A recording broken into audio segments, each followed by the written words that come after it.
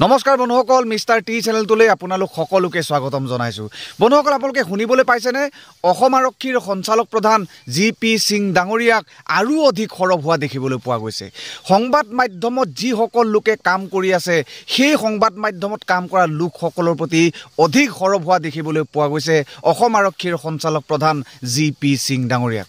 অকল সংবাদ মাধ্যমত কাম কৰা লোকসকলৰ প্ৰতিয়ে নহয়, সংবাদ মাধ্যমত প্ৰচাৰ হোৱা যিকোনো ভিডিঅ'ত যদি কিবা আপত্তিজনক কমেণ্ট আপোনালোকে যদি কৰে তেতিয়াহ'লে সেই আপত্তিজনক কমেণ্টৰ কাৰণেও আপুনি দোষী সাব্যস্ত হ'বলগীয়া হ'ব পাৰে হয়তো, আৰু এই দোষৰ বাবে আপুনি কাৰাদণ্ডলৈও হয়তো যাবলগীয়া হ'ব পাৰে, নাইবা জৰিমনাও বিহিবলগীয়া হ'ব পাৰে, মোটা অংশৰ এটা জৰিমনাও বিহিবলগীয়া হ'ব পাৰে। জি.পি. সিং ডাঙৰীয়াই আপলোড কৰা এটা পোষ্ট অসমত এতিয়া যথেষ্ট ভাইৰেল হৈ পৰিছে, আৰু এই পোষ্টটোক লৈ পেলাই অসমৰ বহুতো লোকে প্ৰতিক্ৰিয়া প্ৰকাশ কৰা দেখিবলৈ পোৱা গৈছে। গতিকে তেখেতে আপলোড কৰা এই পোষ্টটো কি আছিল, অনুগ্ৰহ কৰি ভিডিঅ' ক্লিপটো চাওকচোন।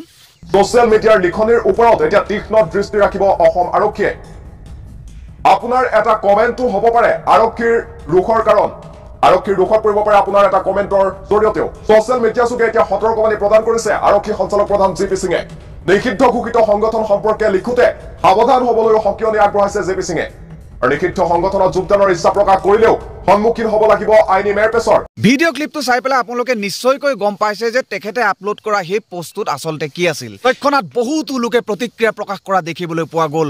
বহুতো লোকেই ক'ব বিচাৰে আমাৰ সমাজখনৰ মাজত ঘটি থকা যিটো ঘটনা, যিবোৰ পৰিঘটনা, এইবোৰক লৈ পেলাই যদি আমি আলোচনাই কৰিব নোৱাৰোঁ, আমি যদি সমালোচনাই কৰিব নোৱাৰোঁ, তেতিয়াহ'লে অসমৰ নাগৰিক হিচাপে থকা যিটো বাক স্বাধীনতা, এই বাক স্বাধীনতাটো ক'ত? আৰু বহু লোকেই ক'ব বিচাৰে আমাৰ লগত বাক স্বাধীনতা আছে, যেতিয়ালৈকে বাক স্বাধীনতা থাকিব ঠিক তেতিয়ালৈকে সমাজৰ ঘটনা পৰিঘটনাক লৈ পেলাই আলোচনা কৰা, সমালোচনা কৰা, কিবা এটা মন্তব্য প্ৰেৰণ কৰাৰ অধিকাৰ সকলো নাগৰিকৰে আছে। কিয়নো সমাজ এখন উন্নত হ'বৰ কাৰণে আলোচনা নাইবা সমালোচনা থাকিবই লাগিব।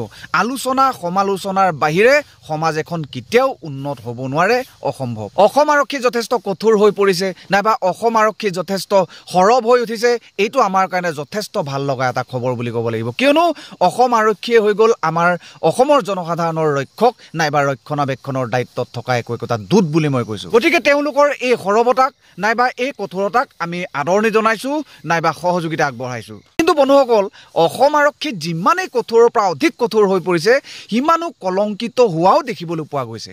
তেনেকুৱা ধৰণৰ বহুতো উদাহৰণ নথকা নহয় আছে।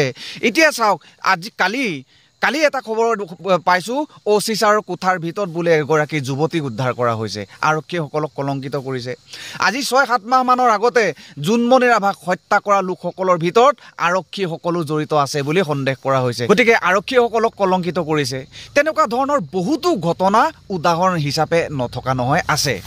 বন্ধুসকল, তেতিয়াহ'লে এনেকুৱা ধৰণৰ ঘটনাবোৰক লৈ পেলাই অসমৰ নাগৰিক হিচাপে মাত মাতিব পৰা নাইবা আলোচনা কৰিব পৰা নাইবা সমালোচনা কৰিব পৰা নাইবা সাধাৰণ কমেণ্ট এটা লিখিব পৰা অধিকাৰো অসমৰ জনসাধাৰণ নাইবা অসমৰ নাগৰিকসকলৰ লগত নাই নেকি? যিকোনো এজন ব্যক্তিয়ে এটা আপত্তিজনক ভিডিঅ' আপলোড কৰিলে, যিটো ভিডিঅ' আইন বিৰুদ্ধ, গতিকে সেই ব্যক্তিজনক উচিত শাস্তি প্ৰদান কৰাটো সকলোৱে বিচাৰে। কিন্তু এতিয়া আমি যিটো ভিডিঅ' ক্লিপ চালোঁ, সেই ভিডিঅ' ক্লিপটোলৈ যদি চাওঁ তেতিয়াহ'লে অসমৰ ৰাইজে প্ৰতিক্ৰিয়া প্ৰকাশ কৰাটো স্বাভাৱিক এই পোষ্টটোৰ ওপৰত। গতিকে বন্ধুসকল, এই পোষ্টটোৰ ওপৰত আপোনালোকৰ মনোভাৱ কি?